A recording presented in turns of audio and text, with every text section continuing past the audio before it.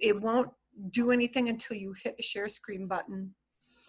So you will have the ability to do that. Okay, magnifico.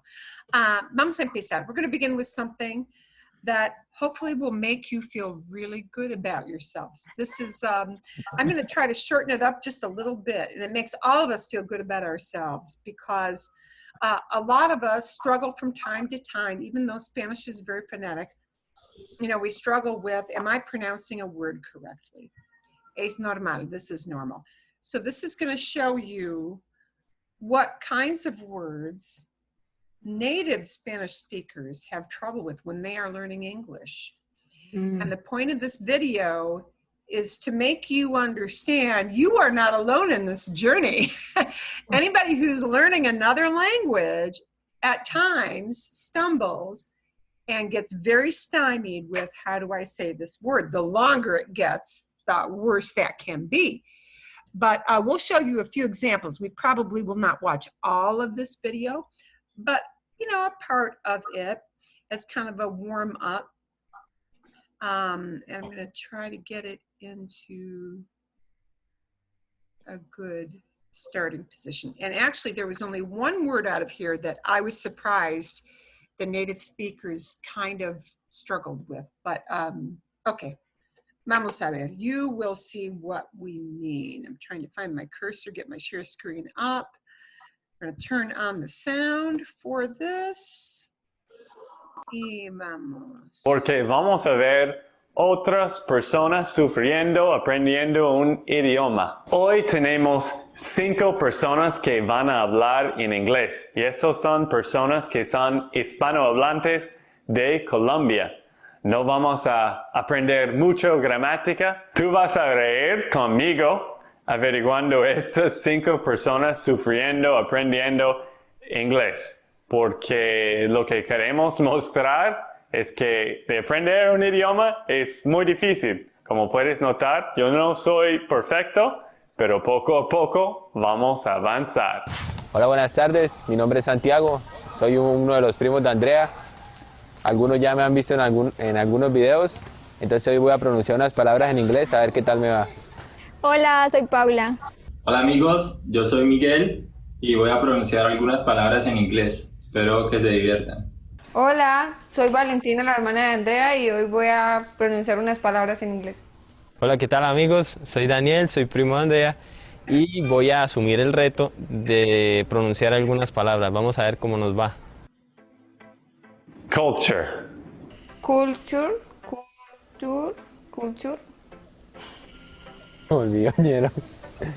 Culture. Culture. Culture. Culture. Sheep. ¿Cuál? Sheep. Sheep. Chip. Chip. Sheep. Chip. Chip. Cheap. Sheep.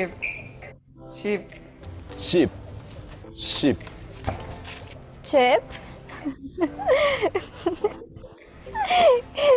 Chip. Chip. Ya, chip. Infrastructure. Esta palabra muy difícil. Infrastructure. No, hold on. You didn't say it right. Infrastructure. Hold on. I got it. Infrastructure. Infrastructure. Infrastructure. Infrastructure.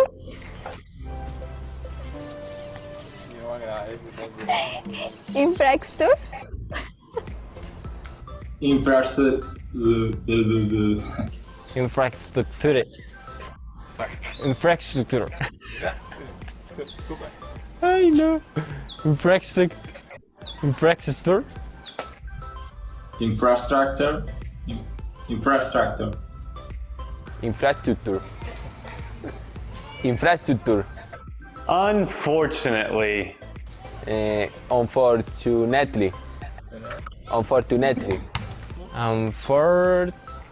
Fortnightly. Fortnightly, no. Unfortunately. Unfortunately. No, Miguel, es que me trabo mucho y yo me pongo muy nerviosa. No. Unfortunate. Um,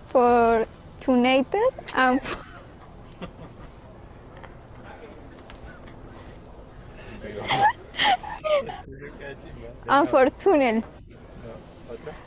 Unfortunate. ¿Qué chavo, Miguel? Dígame cómo se dice eso. Next one, please. Schedule. Uy, no. Schedule.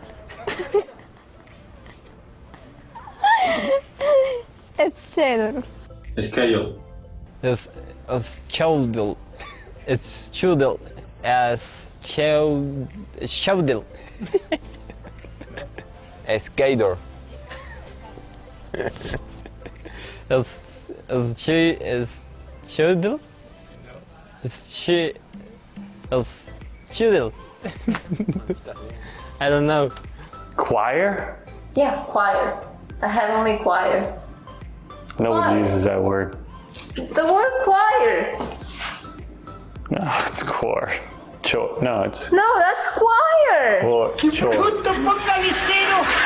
it choir? Of course it's choir. Oh, yeah, you're right. It is. He doesn't know. You're right. Nate doesn't know. Qué mal inglés. Show it. Show it. Show it. Choir. Choir. Choir. Sorry. Sure. Squirrel. Squire. Squire. ¿Cómo es? Skyrer. Skyrer. Skyrer.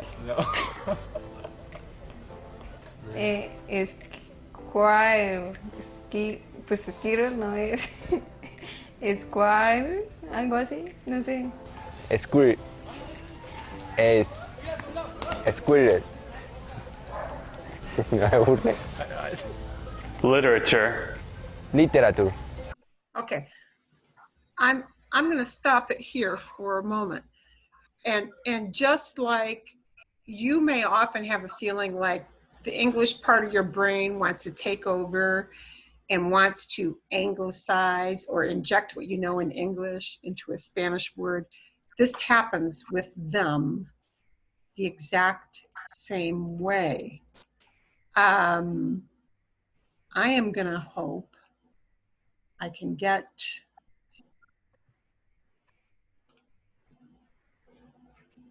my little, oops, momentito, my little whiteboard to work here and show you something. Oh, why did it not show? Oh, whiteboard, come on. Vamos. Okay. Let's see if we can get this to work better this way. Here's my problem to get the text box to go. Okay, did you notice, and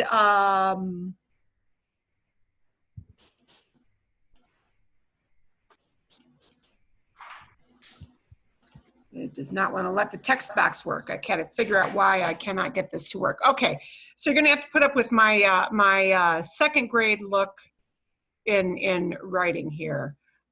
Remember this word that he gave them, schedule? Schedule, wow, that is like worse than second grade. Okay, this is because I can't get the text box to work for reasons that are quite beyond me. Okay, anyway, did anybody hear them putting an E in here in front of the S sound, a schedule, a schedule? Did everybody hear that? Mm-hmm. It was, to my ear, it was very pronounced because I was listening for that. Mm-hmm. In Spanish, you cannot have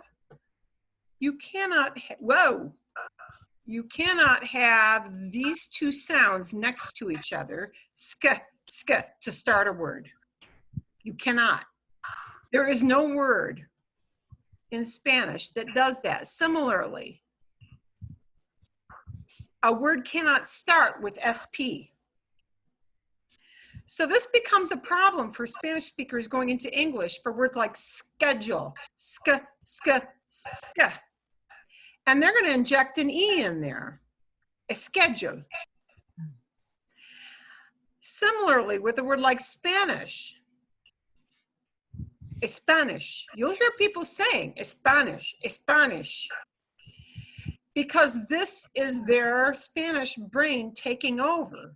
This is just the way those sounds start a word in Spanish. So generally, you will very often, even with a very experienced speaker, they're thinking Espanol, their brain is thinking Espanol, and they'll say Spanish. And a schedule, and there'll be a little E. They're going to inject a very teeny tiny little E in there. And it's noticeable when you're listening for it. You know, this is something they just do because they kind of can't help it. Their brain, that's the way it can pronounce those words. So, you know, that is one of the challenges that they have as Spanish speakers into English. So never feel bad about struggling with a word. You know, they have that as well. I thought they would have an easier time with culture, but that didn't seem to be quite as simple as I thought it was going to be for them. So anyway, okay. A ver, vamos a ver. Let's take a look at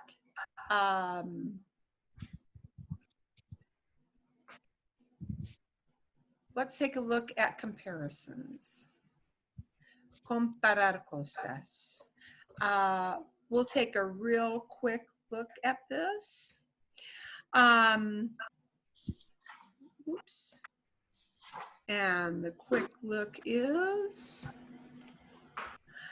right here, comparar cosas.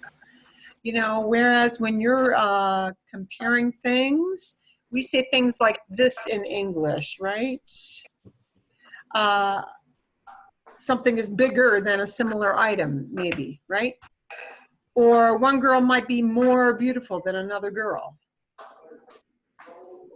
You know what, and I'm going to bump this down just a little bit. We say something.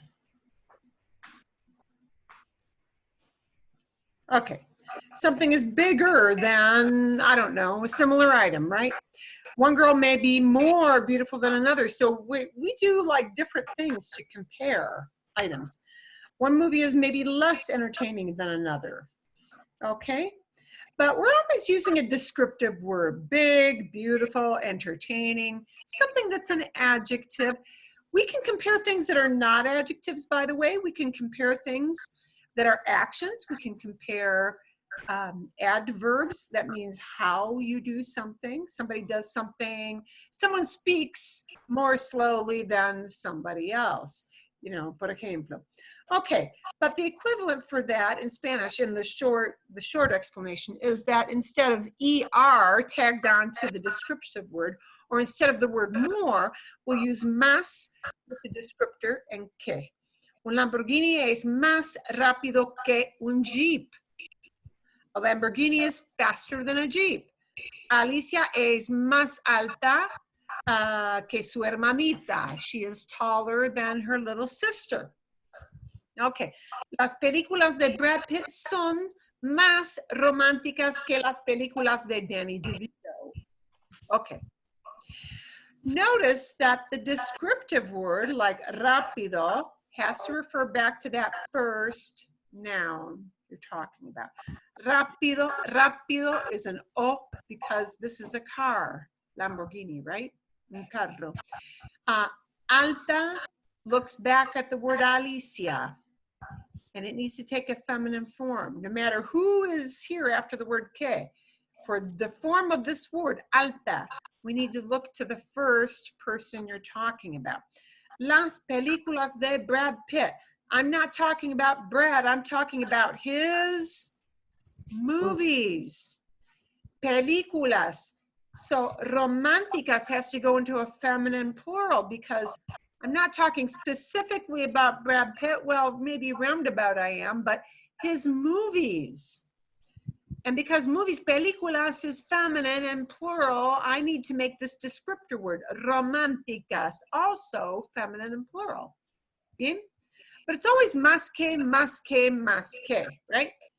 If you want to use a less than, it's a menos que, right? See? Bien? Okay. Like here, por ejemplo. Because sometimes you want to say something is less of a certain quality than something else. Mi trabajo es menos complicado que el tuyo. My work is less complicated than yours. Mi casa es menos elegante que la de mi vecino. My house is less elegant than my neighbors. Mis hijos están menos cansados que sus amigos. My kids, my children, are less tired than their buddies, their friends, okay? Los limones son menos dulces que las fresas. Lemons are less sweet than strawberries.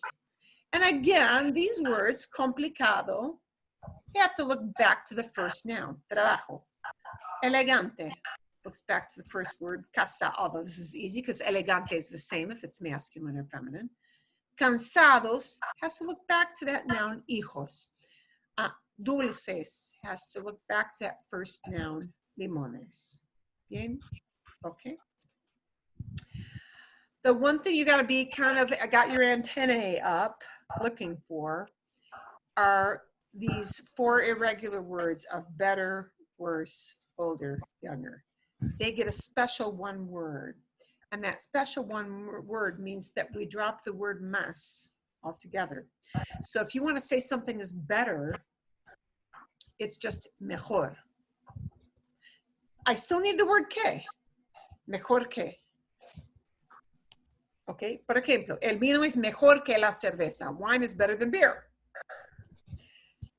Peor que, worse than. La manzana verde es peor que la roja. The green apple is worse than the red one. Not as good as, okay? Mayor, the word for older. Mi hermana es mayor que yo. Menor, the word for younger. Pablo es menor que Juan. Pablo is younger than Juan. But the ones you're probably going to use more today, or you would be more likely to use today, would be mejor and peor. Mejor, better than. Mejor que. Peor que, worse than. Okay, so those are the 2 in particular that you probably would have to watch out for if you want to say better or worse. Okay, equal comparisons means that 2 things are the same. And instead of más que, we'll use tan como, tan como. Tan como. As tall as pretty as rich as happy as. We'll still have these descriptive words in the middle, but instead of más and que, to show equality, sameness, I use tan and como instead. La comida española es tan rica como la comida italiana. Helen Mirren es tan talentosa como Meryl Streep.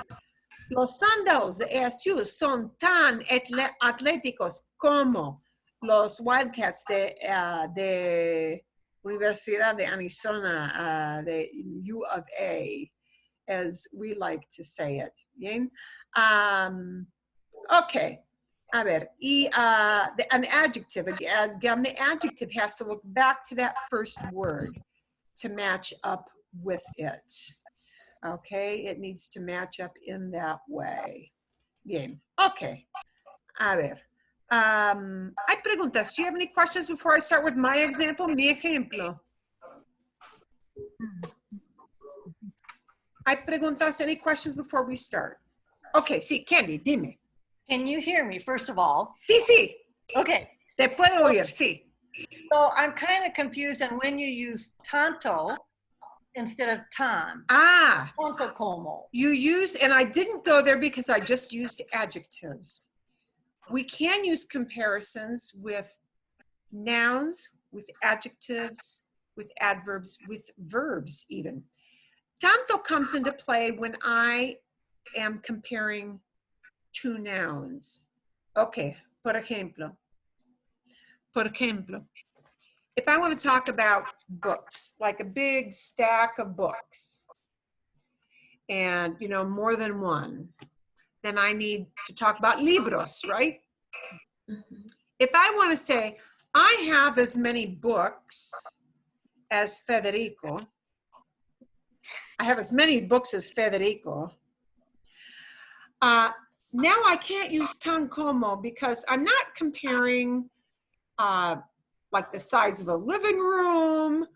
I'm not comparing the age of our cars. I'm comparing things, not qualities.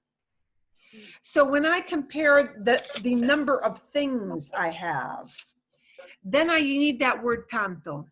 Okay, so por ejemplo, I have as many books. Imagine I've got a stack of books. Tengo tantos libros como Federico. Tengo tantos libros como Federico. I've got as many books as Federico. O, por ejemplo, tengo tantos amigos como Federico. Tengo tanta comida como Federico. I've got just as much food in my fridge, on my plate, as Federico has. But then it has to become a tanta because I'm comparing the amount of food, comida. So I only need that word tan to go into that longer form of tanto if I'm using it to compare things. When I'm sticking with qualities, it's tan, tan, tan, no changes. Okay? ¿Está bien? Okay. Hay más preguntas. ¿Tienen más preguntas, sí o no? Okay. Voy a empezar. Voy a empezar con una comparación. Mi ejemplo, el ejemplo mío. Voy a comparar dos cosas, dos camisas. Voy a comparar dos camisas. Aquí tengo dos camisas, ¿sí? Pero no son iguales, no son las mismas camisetas, ¿sí? Esta camiseta es más formal que esta camiseta, ¿entienden? Es más formal que esta camiseta. Esta camiseta es menos formal que esta camiseta, ¿sí? Bien, ok. Otra comparación es que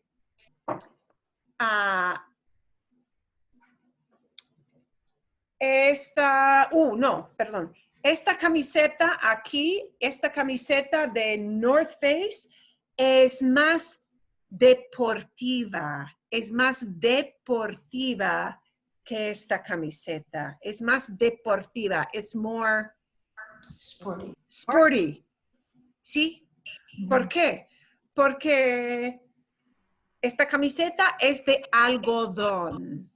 Es de la tela es de algodón. Y la tela de esta camiseta es simplemente un poliéster. Es de poliéster. Entonces, esta camiseta es más útil cuando corro, cuando camino en las montañas con mi esposo. Es mejor camiseta, es mejor que esta, es mejor que esa camiseta cuando voy afuera en el desierto. Es más cómoda. Es más cómoda cuando hace mucho calor en el desierto y sudo. y sudo todo el tiempo 100 grados afuera. ¿Entienden, no? ¿Entienden? Es mucho más cómoda. ¿Bien? Ok. ¿Puedo sudar en esto? ¿O en esta? I can sweat in this. No puedo sudar en esta. ¿Ok? ¿Está bien? Ejemplo. Algo muy fácil. Ok. If you have something on your computer and you want to bring up a file to like show some writing, feel free to hit the share button and then you have to tell it which screen to look at. You don't have to do that, but if you have it and you feel like it, feel free. ¿Alguien quiere empezar? Does somebody want to start? Sí. Después de mí. Ok, Federico. Magnífico. Vamos. Okay. Assuming you're willing for early session abuse. We are game for anything, Federico. Yeah. Now you've piqued our curiosity. Yeah. I have taken the license to certainly have you critique some structure, some sentence structure. So it's more than just simple assignment. Okay. Simple sentence, but critique the whole shtick. You ready? Okay. Okay. Vale. El invierno es más frío que verano y no me gusta porque me gusta el calor y el sol. So, first thing you might say is, Fred, you can't use no me gusta and then say something and then say me gusta. You can only use gusta once. I don't know. You want me to say it again? You can say whatever it is that gets your idea across. Oh, tell that to Jan one more time. You can repeat anything you want to if it gets your idea across. Okay. Okay. So, I could say, no me gusta cuando hace frío en invierno. So there are many ways you could express that differently. There are different structures you can use to say that. That would be correct. But you know, when you are speaking off the cuff with somebody spontaneously, rather than search around it's always best to take whatever most naturally comes out for you, whichever structure is the easiest one for you to get out without having to burden yourself with, you know, pausing and thinking a lot. Está bien. It's good. you want number two? ¿Tienes más o no? Sí. Okay. Clase de español con Zoom es mejor que clase de español en el centro porque es más fácil. Eres silencioso. Oh, ¿es más fácil o es más? Más fácil. Eres silencio. Oh, but then you're saying you are silence. Yeah, Do you want to say it's easier when you are quiet? No, what I'm saying is Spanish class on Zoom is better because Spanish class at the center, because it's easier to remain silent. It's easier Trying to to be hide. silent. Sí, So you want me to okay. read it again, and then you critique the heck out of it, and then you tell me. Porque es más fácil participar sin hablar. Es más fácil participar sin hablar, without. Participar. Participate. Okay. That's where it went wrong. Okay. O estar tranquilo, or just be quiet. So, Sí. okay. Es más fácil no hablar. It's easier not to speak. So do you want number 3? It's short. Claro, sí. Okay. Mi hija es tan cariñoso como mi hijo. Están. So my daughter is as loving as my son. Cariñosa. Cariñosa. Cariñosa. I will type it in the chat box.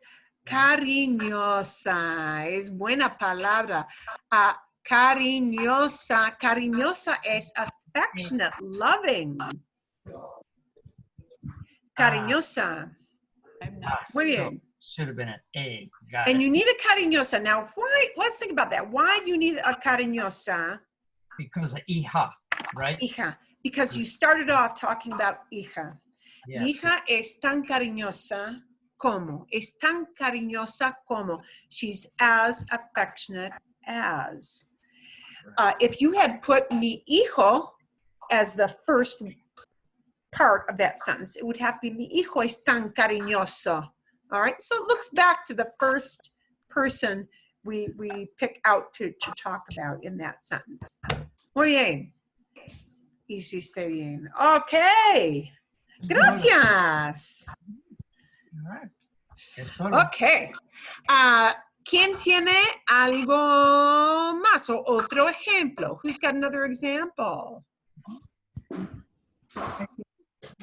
Okay, sí, Pat. Oh, Susan. ¿Quién? Pat, you go first. Who's you? Oh. Pat, ¿tienes algo? Do you have something, Pat, or no? I do, but I'm trying to figure out if I can show it on the screen because it's on my desktop and I'm afraid the screen's going to cover it up. So I'm going to try. Oh, it may. I have two screens, so. Oh, I don't have two screens. I'm going to try to bring it up and then do the. You know what? Give it a try. And if you hear me say, cut it, that means. I'm just curious to see if it'll work. Yeah. Now, what happened? Do you see anything? No. Oh, share. I have to press a button. You have to, yes. You have Allow to share. I have to open privacy and all this kind of junk. Oh, okay. It may not work. You know what? Then just read it from what you have, and that's fine. Está bien. Well, let me just get rid of this other stuff. Okay. I'm sorry. I wanted to show this. No. Last week when you showed us the one video about Mikkel, it made me think of when we lived in New York City. So that's what I wrote just a few statements about because I felt like I was in New York. So number one, can you hear me? Mm-hmm. Oh, okay. Mi edificio de apartamentos era más alto que las casas de su ciudad. Okay. So it was Es all más alto. It's taller. And then number two was, ni Miguel ni nosotros teníamos un lavaplatos. Well, neither of us had Miguel ni nosotros. Neither Miguel nor we had a dishwasher. Tenemos lavaplatos, have a dishwasher. Okay. Qué lástima. Me encanta mi lavaplatos. I love my dishwasher. Soy una persona muy perezosa. I am really lazy. Nueva York tenían tantos panaderías, mercados y barberos y cerca como su ciudad. Okay. Tiene tantas panaderías. Tantos panaderías, mercados y barberos. Okay. So now she took three kinds of stores. Yes. And so now once, panaderia would be feminine, but once she included mercados, which is masculine, that makes the whole thing masculine. Bien. Okay. Fantástico. Tantos mercados, panaderías y peluquerías como. As many as. Okay, me gusta. Había más coches en Nueva York que en Colombia. Había más coches que. There were more cars. Pero menos motos. Pero menos motos. Okay. Fue difícil cruzar la calle en ambas ciudades. Sí, es tan difícil cruzar la calle. Oh, I didn't say that, but I guess I could have. En Nueva York como en Colombia. Sí. Bien, ok. Es tan difícil cruzar la calle. And then I said that había más transporte público en Nueva York que su ciudad. Okay. Había 2 paradas de autobús cercanas, el metro a 4 cuadros de distancia y siempre muchos taxis. Siempre muchos taxis. Hay tantos taxis en Nueva York, ¿no? Yeah. Tantos taxis. So many taxis en Nueva York. Quizás ahora no tanto como antes, pero exacto, muy bien, hiciste bien. You did well. Okay. Y el pasado, and you threw in some past. Yay! Magnífico. Okay. Muy bien. Eso es todo. That's it for now? Yes. Sí. Esto es todo. Okay. Susana, ¿quieres continuar? Okay. Tengo 2 platos. This is, I'm not sure of. Para está sirviendo las comidas. ¿Estás sirviendo? Is serving? Oh, is serving. I want to say para. Para. For serving food. Las comidas. Para servir. Para servir. Para servir. Okay. Susana, es buena cosa discutir un poquito. This is a good thing to turn our wheels back a little bit. Yeah. Es para servir. It's for serving. Meaning its purpose. Okay. Right? Es para servir. Okay. In English, we would say it is for serving. We don't need that ing thing here. Okay. Okay? Es para servir. It's for serving. Okay, continúa, por favor. Okay. Uno plato es verde y otro plato es blanco. El plato verde está más grande que el plato blanco. El plato blanco está menos bonita que el plato verde, pero uso el verde tanto como el blanco. Uso el verde tanto como el blanco. I use the green and the white one the same, as much as. If one's prettier than the other, I use them the same. Es más bonito. And now remembering, when you're describing bonito, I'm forgetting the first adjective you used. We won't need estar with those. We'll need es. Oh, es, okay. Okay. Es bonito, es tan bonito como el otro. Okay. O es más bonito que el otro.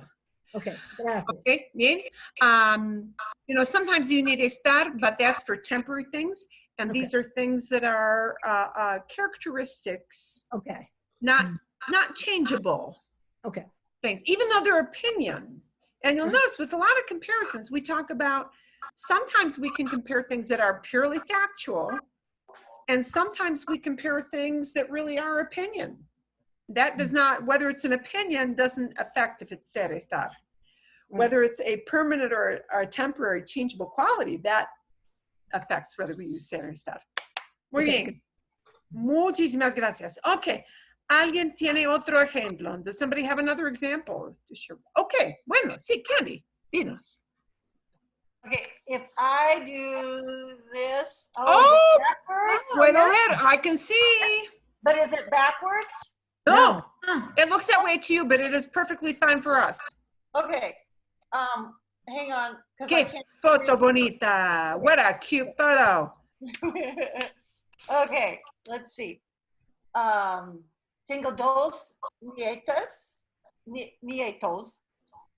Nieto Dylan tiene 6 años y nieta Brooklyn tiene 4 años. Dylan es más grande que Brooklyn. Dylan es más fuerte que Brooklyn, pero ella puede defenderse. Amo Dylan tanto como a Brooklyn. Amo a Dylan tanto como a Brooklyn. I love him as much as her. But I don't think that tanto como should be butted up to each other, but no, you're good because you talk about, yeah, they're right next to each other, and that's as it should be. oh, okay. Amo a Dylan, tanto como amo a Brooklyn, ¿verdad? Bien. Muy bien. Okay. And when you use something like nieto and nieta, you probably want to include me before. Oh. Mi nieto, mi nieta, mi nieta. So we know whose grandkid. Yeah. You want to have the boasting rights, so you want to put a me in there so that people know that you got boasting rights on your kids, your grandkids. Okay. Hiciste bien. You did well. Okay. ¿Alguien tiene otro ejemplo? Anybody got another example? Yeah, okay, Marlene. And then we'll do Juanita. Okay. El invierno es más frío que las otras temporadas. Okay. El otoño y el primavera tienen mismas climas. Tienen, las mismas climas, same kind of weather system. Right. Well, I guess I was talking about like in Phoenix. They run the same. Sí. And then Entiendo. el invierno es la temporada más caliente del año. Ah, sí. Sí, el verano es más caliente. Es el más caliente. It is the hottest. We might also, instead of just caliente, put in a slightly different word. You probably don't know this word. Caluroso, caluroso, caluroso. I will type it in. Caluroso. Okay. Is often used to talk about the heat of, to describe a season, temporada, or estación. Okay. As hot, okay? Bien. Is one preferred over the other, temporada or estación? Temporada is more of a season for an activity. Estación is really a little bit better here. If you're using the words invierno, verano, otoño, primavera, those are identified as estación. Okay. Las estaciones. Okay, so what's the difference? This is a vocab thing. It's not a grammar thing at all. The word temporada is used more to talk about a season, and I'm going to kind of riff on this. When something is happening, por ejemplo, la temporada de huracanes, hurricane season. La temporada de béisbol, baseball season. La temporada navideña, Christmas season. So temporada is more of a season, but it doesn't mean the 4 seasons. Okay. It's a season when you do something. Yeah. Okay. Or season for a certain event. And that's just a vocab thing. So, here's another nice little thing you can chunk in there. Temporada versus estación. Estación is better for our 4 weather seasons. Okay. Okay. Bien. Okay. Hiciste bien. ¿Tienes más, Marlene, o no? No. No. Okay. Bien. Juanita. Okay. A ti te toca. Your turn. Okay. ¿Me puedes ayudar, mi esposo? Mano. Mano, por favor. Okay. Y 2 manos. Ajá. Coca-Cola. 2 bebidas, 2 drinks. 2 bebidas. Agua y Coca-Cola de México. Oh. Es distinto. That's different. Sí, sí. Agua es tan mojado como Coca-Cola. Ambos son líquidos. Líquidos. Okay, and one little change. I know it's el agua, but the word you use to describe it is going to be feminine. It's a funky thing. La agua está o es mojada. La agua es mojada. Water is wet. Oh, not mojado. And normally it's está mojada, or mojada, perdón, mojada. Normally it's está mojada. Something is wet. You know, if my t-shirt is wet, that's a changeable state, isn't it? Right? Water, it's not a changeable thing for water, is it? In order to be water, it has to be. Well, it's one of the 3 states of water. And because I looked up liquid and it gave me mojado. Yeah. Well, right, yeah, mojado is great, but you do need a feminine form. Mojada. Mojada. Okay. Mojada. Okay, so I don't know if the next one's right, but I said Coca-Cola tiene más azúcar que agua.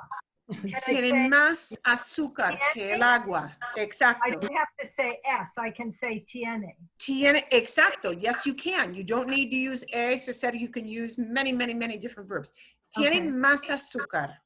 You can't say it is more sugar. It has more sugar. Tiene más azúcar. Perfecto. Agua tiene más minerales que Coca-Cola. Tiene más minerales. Por tu salud, agua es mejor que Coca-Cola, pero Coca-Cola es más divertida que agua. Sí, exacto. Ok. Entiendo. Perfecto. Ok. Hiciste bien. You did well with that. Muy bien. Agua is one of those funny words. It's el agua. A noun in Spanish that starts with an accented A, meaning an A that we punch more. Agua. It starts with a agua. An accented A in Spanish means you have to call it el agua, not la agua. Because they don't like, if you were to say la agua, it would be too many ah sounds right next to each other. So it's el agua, but that does not make the word agua masculine, oddly enough. It's still a feminine word, yeah. So any descriptor you have for agua will also have to be feminine. That's an odd thing. And if you talked about it as waters, like, you know, people used to talk about taking mineral baths, going to take the waters, right? Then it would be las aguas. It would turn into the feminine word las aguas, because it no longer has that funky thing of 2 ah sounds next to each other. So, yeah, okay. The only word where you're really going to hear that a lot are probably either hambre or agua. So we're saying el agua, like if we're talking about somebody and it's el señor Perez. You still use el, right. You still use el with agua, but it does not make it a masculine word, Adna. It's a phonetic thing we do so that we do not have to say la agua. But it's the thing where you say the where we wouldn't. Like, yes. Like if we say Mr. Perez, we don't say El Señor Perez, but they say El Señor Perez. You don't use El Señor Perez when you speak directly to him. Right, but if you're talking about it. But if I'm talking about it, I do need to use El. Yes. So El Señor Perez, sí. So is this the same El, like El Agua? Because I just wrote Agua. But it's not used for the same reason that way. It's used for a phonetic reason. I will, kind of takes a bit to explain, so I will find a good explanation for you. And probably above my pay grade, so. And, you know. Well, el agua is el agua because of a phonetic thing, because phonetically it starts with an accented ah. And there aren't that many words in Spanish that do that. It still stays a feminine word, but we have to use, as the article, we have to use it as el agua. So my sentence that started off with Coca-Cola tiene más azúcar. It have to be Coca-Cola is No. just Coca-Cola. It's Just a Coca-Cola. brand name like we use a brand name. Okay. Okay. Gracias. De nada. Okay. ¿Hay otros ejemplos? Any other examples? Sí. No. Okay. Está bien. Fantástico. Hicieron bien. You guys did well with that. We see lots of examples of comparisons all the time, and when we speak, when we read, when we hear news stories, we just constantly have comparisons. It's something that we use commonly in speech. I am going to ask, because I think Juanita's got a past participle example she wanted to bring up. So we're going to kind of switch gears here. Si podemos, if we can. And some of you may have comparisons for this, you may not. Depende, it kind of depends. But I am going to share the screen of what she was talking about with that. So if you've got something, take a moment to get it ready. And if not, just kind of sit tight. These are the past participles that are used as descriptors. So just as we use mojado or mojada, deportiva, cómoda, atlético, any kind of descriptor, these past participles can be used as descriptors. They have more than one function in Spanish, but in generally, they will end in an ado or an ido unless they are one of the irregular past participles. And of course, they can go into feminine forms, into masculine forms, into plural forms. So these are the examples like el café está cerrado, the cafe is closed. And cerrado describes what state that little shop of el café is in. Cerrado. El enchufe está incluido. The plug, like the electrical plug, is included. And I'm saying that it's a part of that package deal. So incluido is talking about enchufe. Los platos cocinados con chiles son picantes. Dishes cooked with chiles are spicy. And cooked describes what kinds of dishes these are, meaning they're hot because they've been fried or baked or roasted or, lo que sea, however it was prepared. So cocinados is really, these words cocinado, cerrado, incluido, they are all adjectives. They're talking about a noun, right? But instead of being an adjective like alto or fuerte or divertido, they actually come from a verb form that we change into this thing called the past participle. And here are the 4 different forms they can take. Ado, ada, ados, adas, ido, ida, idos, idas, right? The left-hand side is for if it comes from an AR verb originally that we turn into an adjective, the past participle. And the right-hand side are the ER and IR endings for past participles. If it comes from an ER or IR verb, these are the endings that we use to turn that verb into now an adjective form, a past participle. Okay, está bien. Okay, Juanita, you had an example you wanted to ask me some questions about, or? Well, do you always have to use a form of a star in front of ado? In front of the ado or the ido? Not necessarily. If you want to say is or are, then you're very, very likely to need that. But sometimes that adjective will follow the noun just as a word like rojo would follow the noun.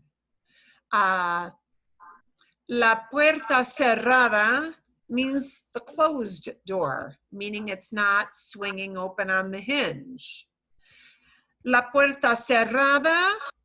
La puerta cerrada está allí. The closed door is over there. So it may just follow the noun like any other descriptive adjective will just follow a noun. Or I can say la puerta está cerrada. The door is closed. Door is closed. So it can be used in lots of different situations, lots of different combinations. Okay. Did you have an example you wanted to run my way? Well, if I said something, mi esposo llamada Federico, would I have to say mi esposo está llamada? See? Mi esposo llamado. Okay. I'm going to type this in the chat box so you can see it. Mi esposo llamado Federico. Now, I'm not seeing I don't see anything. I'm not seeing the chat box. Oh, you don't see the chat box? No. I see it, but there's nothing in it. You have to share it or something. Oh, okay. Okay, está bien. Here we go. Let's see if we can get. Oh, look at that. Second grade writing. Ooh, oh, but I got the eraser to work. That's hopeful. Yay! Okay.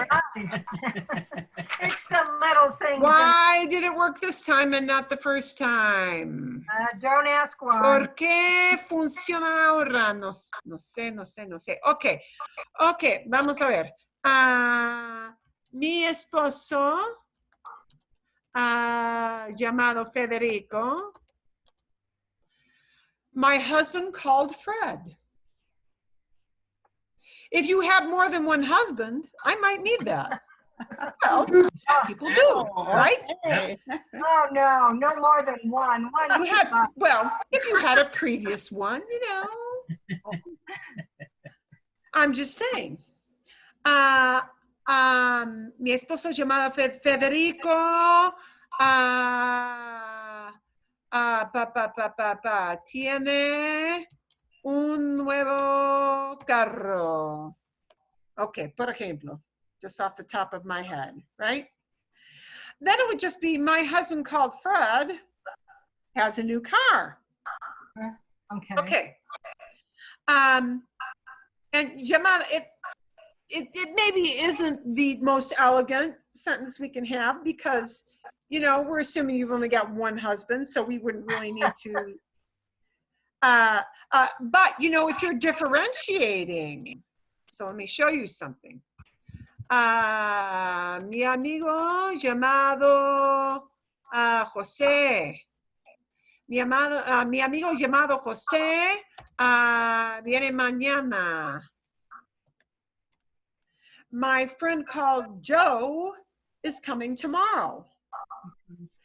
I would be, this would not sound quite, this sounds a little more natural than mi esposo llamado because we assume you've only got one. But this would be distinguishing this friend because he's the one called Joe.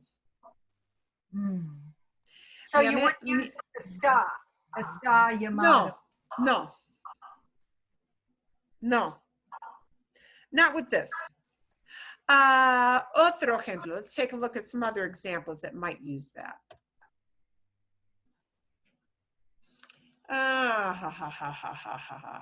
And something that's maybe not llamado.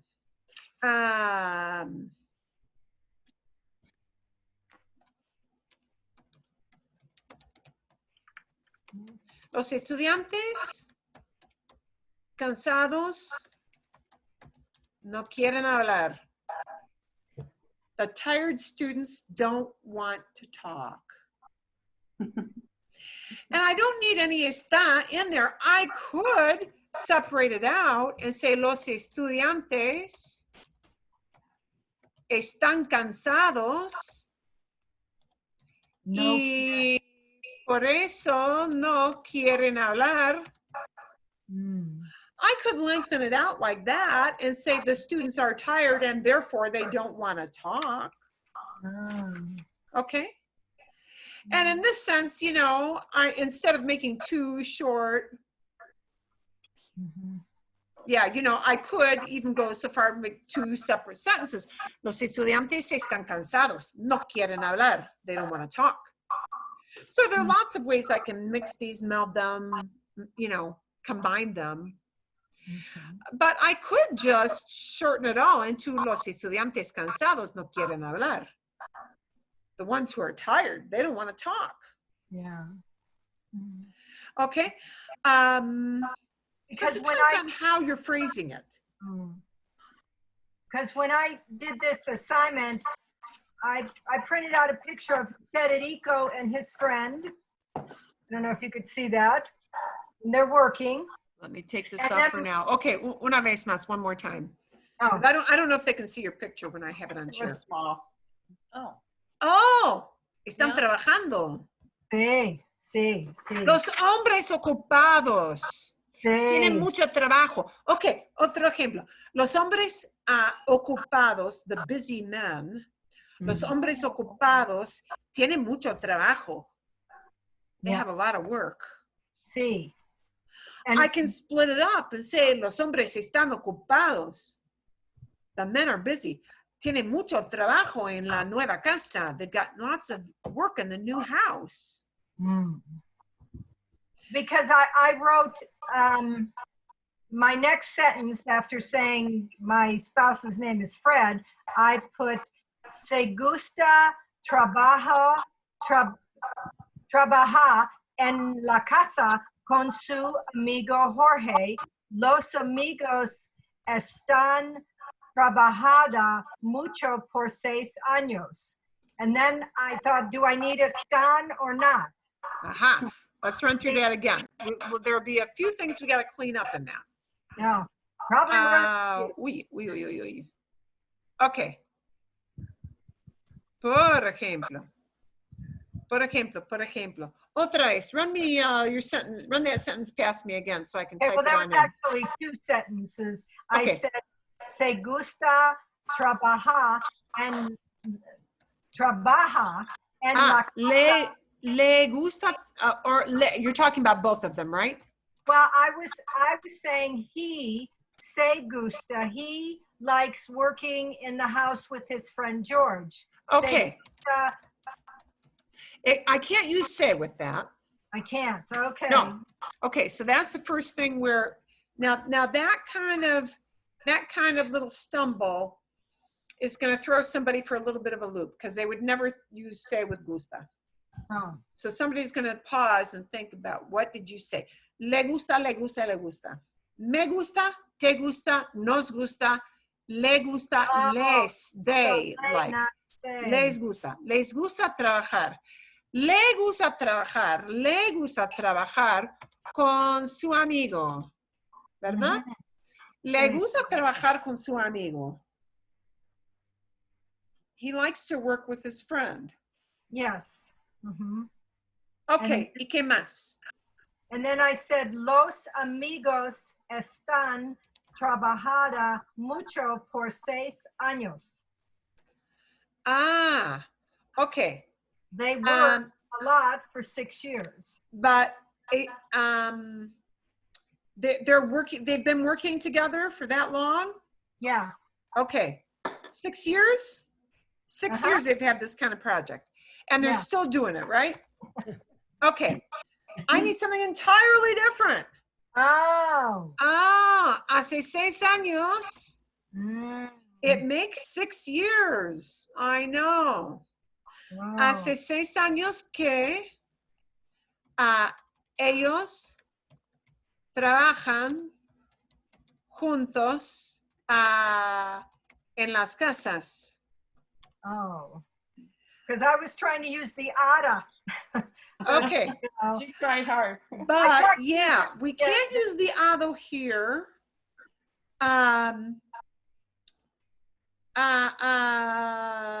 Hace 6 años que ellos trabajan juntos the together part, right? En las casas, And- o con and so las casas, my- with houses. My question is why las casas? Well, Because I assume you work on are- more than one house. No. If it's only one house, Yes. then it's la casa. Oh, okay. Good. Oh.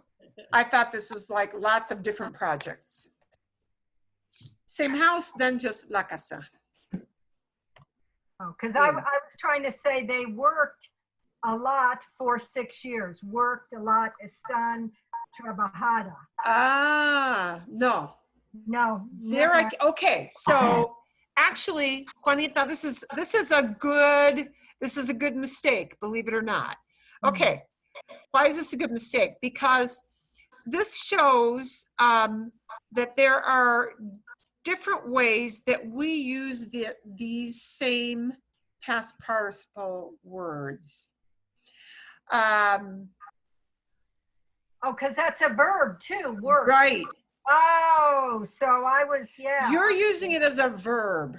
Yeah, okay, so They have worked. And we could in Spanish do that same thing with trabajado. You would need a verb called haber. You would need a verb called haber. So, por ejemplo, ellos han trabajado, and then because it's a verb, it's only going to be an hado ido, no feminine, no plurals. Because now I'm not using trabajado as worked. The worked men. We couldn't really say that, could we? The worked men. But they have worked. Ah. Okay. When I combine have with worked, then you can use the hado, but now you're using it as part of the verb phrase. Okay, I was trying to make it into a verb and then sticking a stan everywhere. Right. Okay, yeah. Sometimes we use these as verbs, and this is what's called a compound tense. The only thing that's important for you to know is that compound always tells you two things together, and the two things that are working together are han and trabajado. So in other words, it's like having, if you in grammar school days, hark back to the days of talking about helping verbs or auxiliary verbs. That's what this is, an auxiliary verb, a helping verb, an, working with the past participle. Okay. Okay, and that makes a new kind of tense, which is a compound tense, and it's compound because it uses two words together to create that tense. It's not like using ellos trabajan. That's not a compound tense. It's one verb, trabajan, right? It's not like using ellos trabajaron. They worked. That's a single tense. It's not like using ellos trabajaban. They used to work. No, it's saying they have worked. Have worked needs those two elements, the have and the worked. They can't be separated. They have to go together to carry that same meaning. And there are times when we use the hado ido words, the past participles, together with that single verb, an. That's one of the situations where you may get, and by the way, that an part is what gets conjugated. So if I want to say I have worked, it becomes he trabajado. Right? If I want to say you have worked, has trabajado. Okay, so I was using work as a verb. You were using worked as a I verb. was a verb, and okay, no wonder none of this made sense when I was, because I was using it as a verb instead of a noun. Right. Like or and we can use that word trabajado with an auxiliary verb in one of its conjugations. That's something we'll do another time. It can be done. It means a near past tense. Something happened in the near past. A past experience, but probably not something real long ago. In most cases, well, I guess in some cases it could be, maybe you have done something and you've done it 20 years ago. But in any case, often it indicates a more recent past action. So yeah, the way we're using these, they cannot be used, we're not using the past participles as a verb when we do these.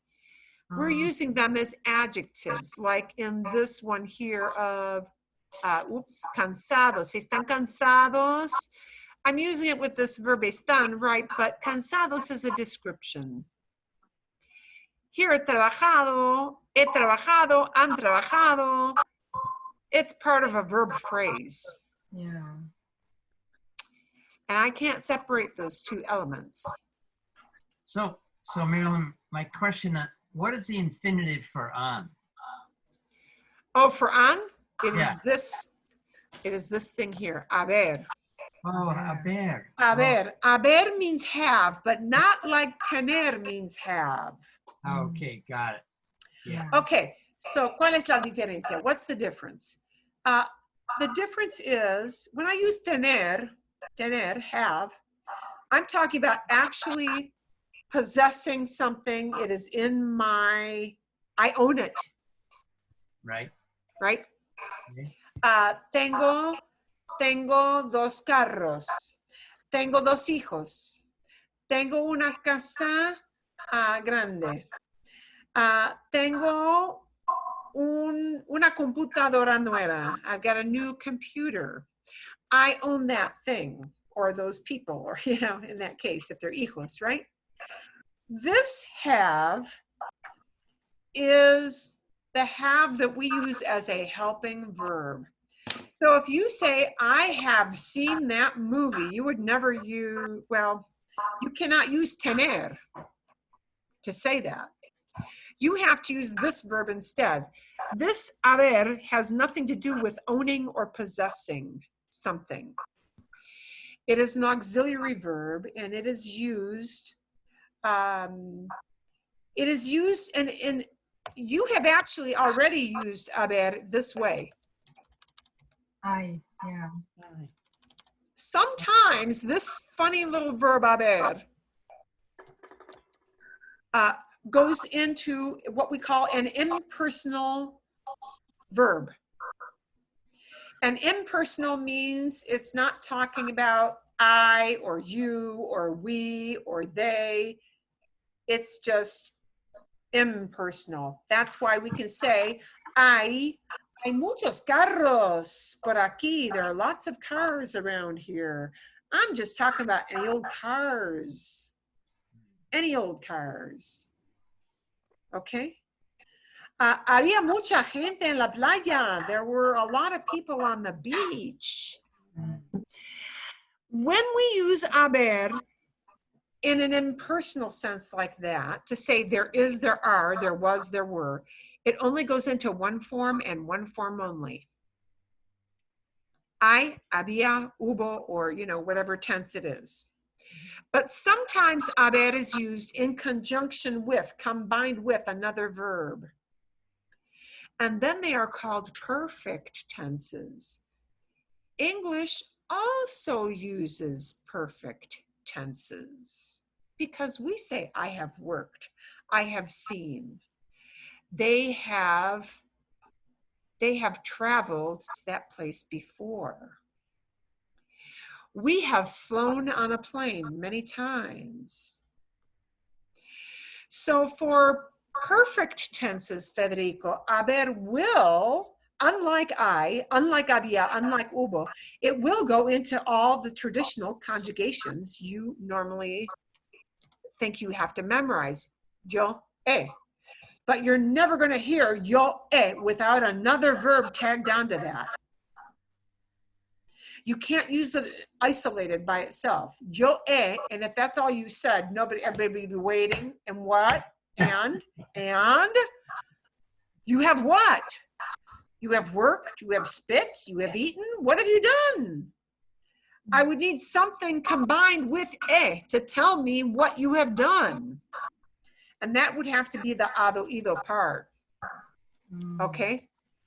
So I can't use e in isolation.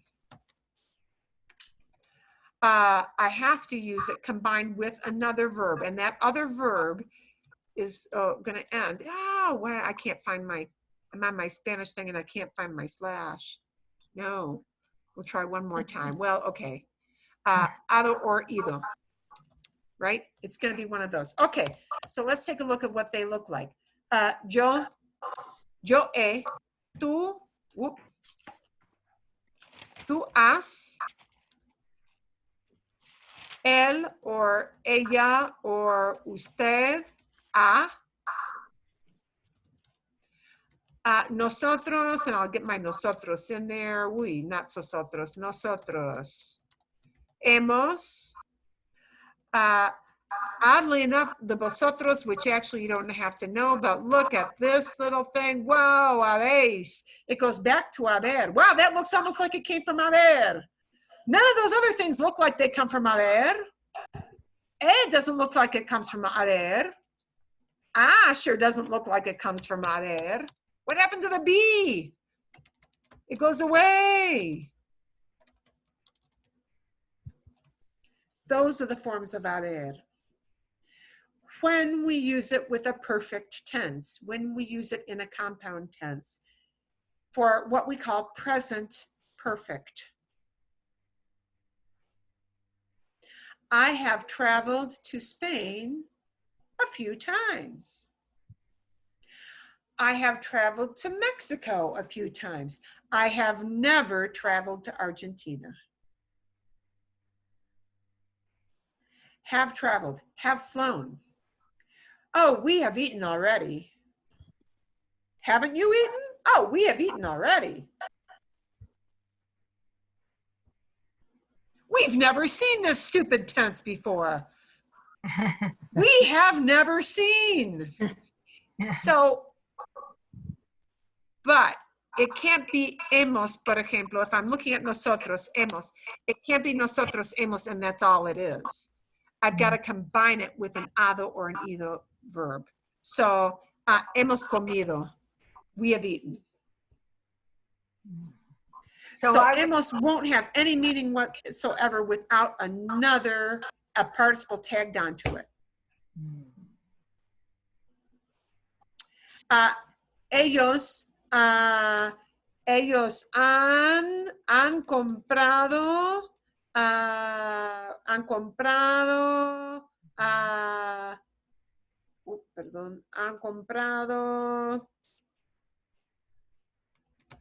mucha comida. They have bought lots of food. So what you wanted to do was combining it as a verb like that. Yeah. Han trabajado, they have worked. Can you say, like, I bought this on vacation without having the or a before Absolutely. Sí. Okay. Exacto. Okay. So let's look at that. That's a good question, Candy. That's like, why do we even need this? Yeah. Which is a good question. Okay. If Candy just wants to say, I bought this souvenir. Wow, I got back from vacation. I bought this souvenir. Compré este recuerdo. Whoop. Compré este recuerdo. I bought this souvenir. Okay. That means I bought in the past, right? You can't say comprado. I could convey a past idea by changing this to he comprado este recuerdo. I have bought. Okay. What's the difference? The difference is I bought this souvenir. I have bought this souvenir. That's the difference. Yes.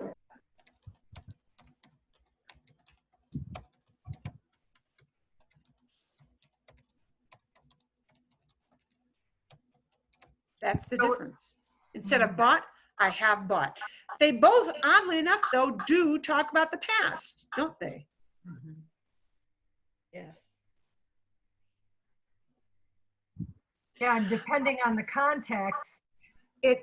Yes, the It's context. subtle difference. Now, I will say this. I think this he comprado is often perhaps a little more common in Spain for recent events in the past, recent events.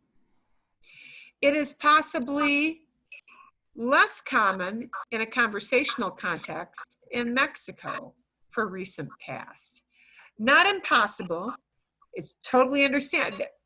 Both countries, they would understand that. Spaniards are very much fans of using he comprado. When I want to talk about something happened maybe just 20 minutes ago, and I want to convey how recent this activity was. In Mexico, it might be a little more common to use it just in the preterite. Compré este recuerdo. But both speakers would understand you totally using either of those phrases to talk about the past. That's more complicated, probably than you need to know. Yeah. Well, you need to know it is literally, it is I bought versus I have bought. Yeah. So does a past participle always describe a noun? Because I was making it into a verb. You were making it into a verb phrase, which might work. but then you can't be sticking a estar in there. Yeah. It's got to be this verb haber. Has, a, hemos, habéis, han. It's got to be one of those. So there is a very specific verb that you can use with a past participle, and the verb is haber. And that is the only one that you can use. Now, you can put it into an imperfect, you can put haber into different tenses. You can say, I had bought. Yes, había. But it has the key is it can't be estar, it can't be ser, it's got to be haber. It's got to be a form of haber that you combine with that past participle. That's just the way that works.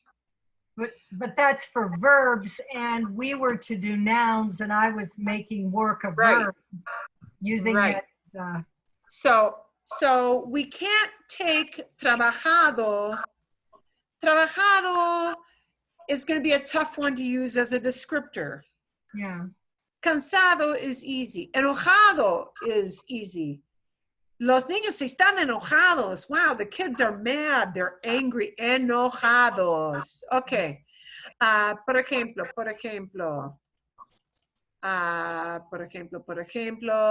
Los niños están enojados.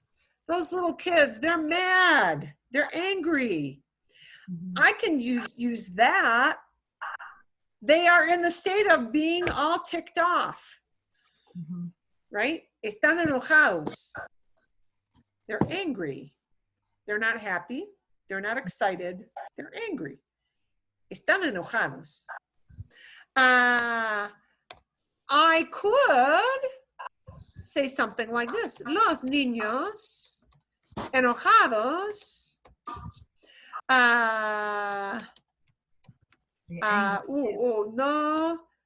no se llevan bien. I need a little more space here. Necesito más espacio. No se llevan bien. The angry kids don't get along well. They're not playing nice. No se llevan bien. They don't get along. Los niños enojados, the angry kids don't get along. And now I don't need an están. I'm saying those kids, they're spitting mad kind of kids. And they don't play nice together. Okay. But noun is the key versus. I'm using enojados to talk about the noun niños. Yeah, to describe the kids. Right. Not he is angry or. Well, I am saying he is angry, and angry is a description. Yeah. Because is would be the verb. Yeah. Not, here's the difference. Not, the kid angers his mother. That's a verb. Yeah. Mm-hmm. He stole a cookie out of the cookie jar. He angered his mother. Now he did something to somebody. And what he did was he angered that person.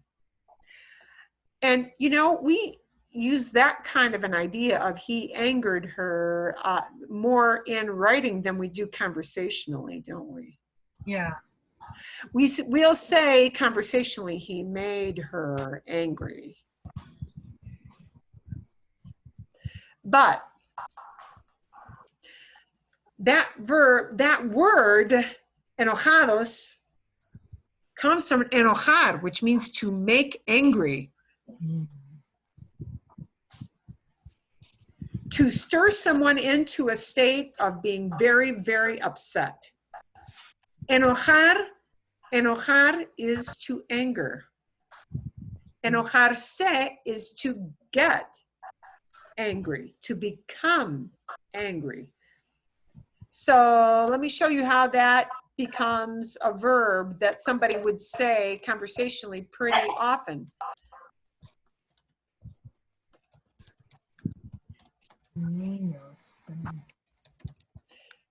Los niños se enojan fácilmente. Little kids get angry easily. Se enojan. They make themselves into a state of being all angry, ticked off, disagreeable. Los niños se enojan fácilmente. They get angry easily. And now se enojan is a reflexive verb, and now it's a verb. It's not enojados anymore. Yeah, angry easily. Yeah. They get angry. Wow, this went off a different direction. That's okay. Está bien. Sometimes that happens. Okay. Es mejor. Is that a little bit better? Yeah, because I was going off with a verb instead of a noun. And one reason I looked up past participles, and there's a whole list of verbs that are past participles. So I went kind of down the verb track. And you know, and I understand why you did that. And it's because that kind of a word, a past participle, serves two functions. Ah, okay. When it serves as a function of being a descriptive word, it has to stay as an adjective. When it serves in the function of being part of a verb phrase, then it has to work with haber and be a verb, albeit a two-part verb, a verb that's composed of two verbs that have to work together, a helper verb, a helping verb, and you know, the part that talks about the action itself. And now, typically, these kind of past participles, this is a typical kind of confusion with past participles, and past participles are typically taught first as an adjective. Here's a word, we take a verb, we make it into an adjective. It's not going to function as a verb, it's going to function as an adjective. So maybe we'll do a little more with that next week, and a little more, you know, I fill in the blank kind of form that you can see laid out. We're not going to use the haber yet, but a little more as an adjective. And I'll get an exercise that will lay it out for you so you can see how it works just purely as an adjective. Está bien? So the haber is the compound tense. It's a compound, it's right. It's a verb phrase. It's what we call present perfect. Present perfect because haber is in present tense. The perfect is the part that the participle contributes to that formula. Because we can say I have taught, or I had taught, or I will have taught. And the have either stays in the realm of right now, or it goes into the past, or it goes into the future. Okay. Yeah, All and right, the have thank part you. is what will actually get conjugated. The participle will always be a masculine singular form, and it will never get conjugated. Haber gets the conjugation. But that is more of a fall kind of topic. Using these past participles as adjectives is important because very, very often in speech, in writing, and reading, and listening, people use these words all the time as descriptions. Yeah. All it is a different kind of an adjective. Instead of calling something red, you're calling somebody tired, cansado. It's an adjective. It's just an adjective that's formed with an ado or an ido. That's it. But it's an adjective that comes originally from a verb form. And adjective descriptive words you don't really equate with verbs. We don't equate verbs, actions, with descriptions. You know, red, tall, new. That doesn't fit with an action. Well, now I know why I was confused because I was using it as a verb. Yeah. And then, yeah. We'll do a different exercise with that next week where you can see it up on the screen, and this will make a little more sense. I probably stepped a step a little too far. Yeah. That's okay. Está bien. All right, well, gracias. La culpa es mía. It would really be my fault if that was not clear. So we'll step back. Sometimes you go back 2 steps to get back in line, and that's what I will do. That's my job that I will do for you. Okay? All right, well, thank you. Fantástico. ¿Quieren algo que leer? Do you want a little article to read for next week? Yeah, sure. Yeah. Algo fácil, something easy. Sí. It'll be a comparison article. Es un artículo sobre básquetbol. Es un artículo que compara 2 jugadores muy famosos de básquetbol. Y entonces es una manera de ver cómo podemos comparar 2 personas en un artículo muy fácil, ¿verdad? Sí. Ok. Está bien, magnífico. I will find a really good, straightforward past participle exercise that will help you work these words a little bit more. Está bien, ¿ok? Gracias. All right, well, thank you. Magnífico. Ok, entonces, sí, nos vemos la semana que viene. We'll see each other next week. All right, gracias. Thank you. All right. Gracias. Adiós, amigos. Hasta luego. Nos vemos el miércoles. Sí.